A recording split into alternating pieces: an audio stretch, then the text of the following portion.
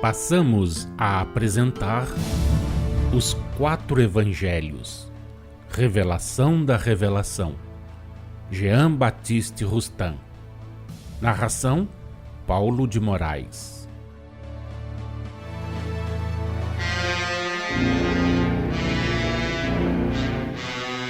Evangelho de Jesus segundo Mateus, capítulo 19, versículos 16 a 26. Evangelho de Jesus segundo Marcos, capítulo 10, versículos 17 a 27.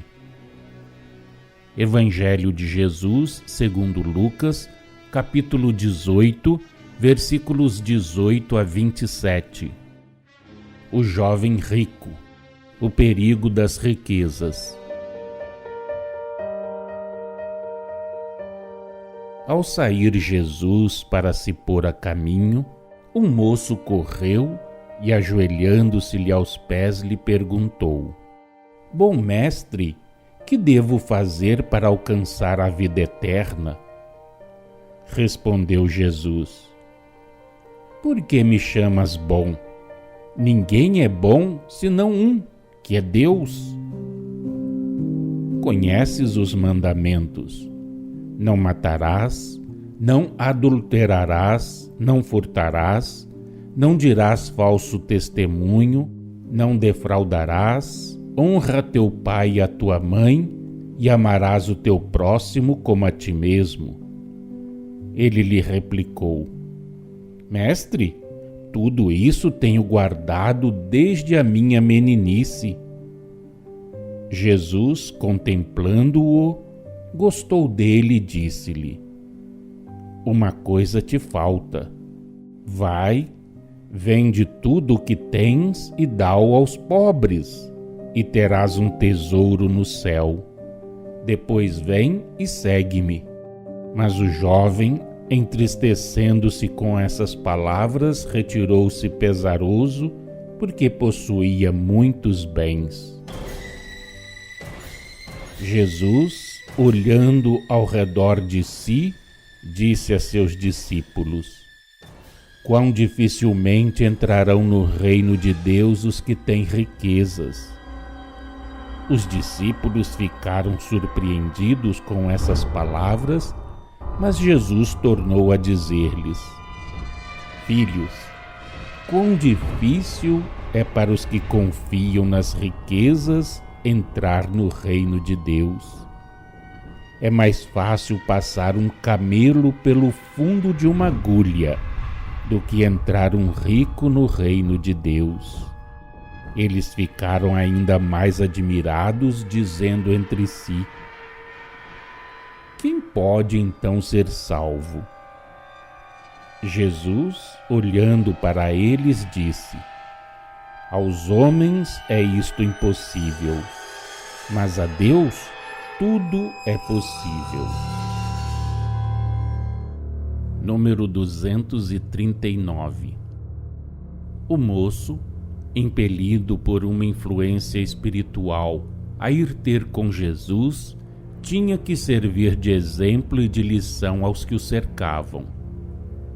Naquela circunstância, como sempre que era conveniente ou oportuno, Jesus recorreu a imagens e locuções materiais com o fim de tocar e impressionar fortemente as inteligências da época, de servir ao presente e preparar o futuro, de extirpar o egoísmo e o apego aos bens terrenos, de preparar o advento do Espírito para quando o reinado da letra houvesse produzido todos os seus frutos.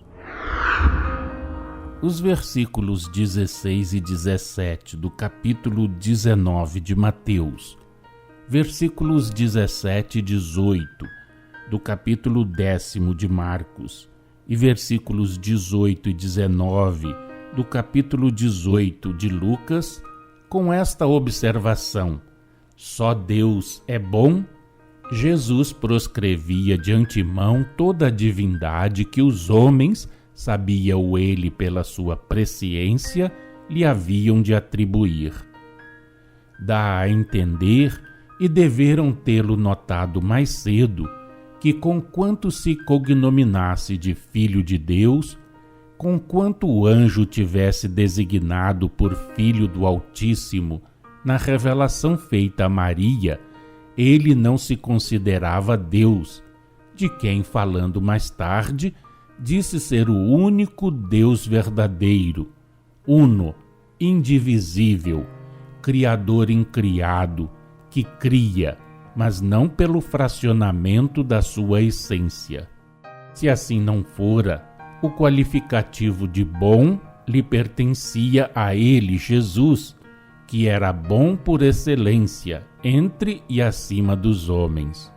Dá, pois, a entender que é filho de Deus ou filho do Altíssimo, o que vem a ser o mesmo, porquanto o Altíssimo é Deus, no sentido das palavras pronunciadas pelo profeta, de acordo com o Salmo 82, versículo 6, e que se aplicam igualmente a todos os espíritos criados. Dá a entender, finalmente, que em face do monoteísmo do Deus de Israel, ninguém poderia chamar-lhe Deus, senão no sentido de tais palavras, colocando-o, segundo o politeísmo antigo, na categoria dos deuses, sem que, entretanto, ele deixasse de ser, como todos os espíritos criados, filho do Altíssimo, do Deus dos deuses, conforme ao salmo citado. A vida eterna, que do ponto de vista espiritual é a vida normal e final do espírito, este não a ganha senão quando haja atingido a perfeição moral, senão quando, chegado à condição de puro espírito, liberto de todas as influências da matéria, venha a achar-se em relação direta com o seu Criador, podendo então dizer, como Jesus, meu Pai e eu somos um. Nos versículos 18 a 21 do capítulo 19 de Mateus, versículos 19 a 21 do capítulo 10 de Marcos, versículos 20 a 22 do capítulo 18 de Lucas, Jesus lembra os mandamentos a que os homens devem obedecer, dados por Moisés aos hebreus, e que se resumem no seguinte: jamais fazer aos outros o que não quisermos que nos façam, observando o decálogo e abstendo-nos de praticar, por pensamento, por palavra e por obra, qualquer deslealdade, de cometer qualquer fraude contra os nossos irmãos, material, moral ou intelectualmente. Fazer aos outros tudo quanto quereríamos que nos fizessem, amando o nosso próximo como a nós mesmos, praticando para com ele a justiça, a caridade material e moral, o devotamento e a renúncia de si mesmo. O sacrifício imposto ao jovem tinha por fim mostrar não que ninguém possa chegar a Deus senão despojando-se de todos os bens humanos, mas apenas que nenhum fruto produz a prática das virtudes e dos mandamentos, senão é limpa de egoísmo e santificada pela caridade. A caridade e o esquecimento de si mesmo faltavam a aquele jovem. Por isso que Jesus lhe disse: ainda te falta uma coisa. Velando com a letra da imposição de um sacrifício absoluto dos bens humanos, para melhor tocar as inteligências dos homens materiais a quem falava, o espírito do ensinamento moral que a revelação espírita, cujos órgãos somos, explicaria às gerações vindouras, quando estas se mostrassem capazes de o suportar.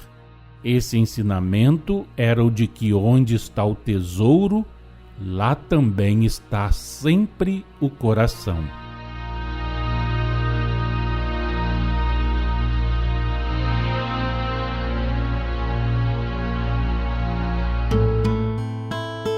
Acompanhe no próximo programa mais um trecho de Os Quatro Evangelhos, Revelação da Revelação, Jean Baptiste Rustin.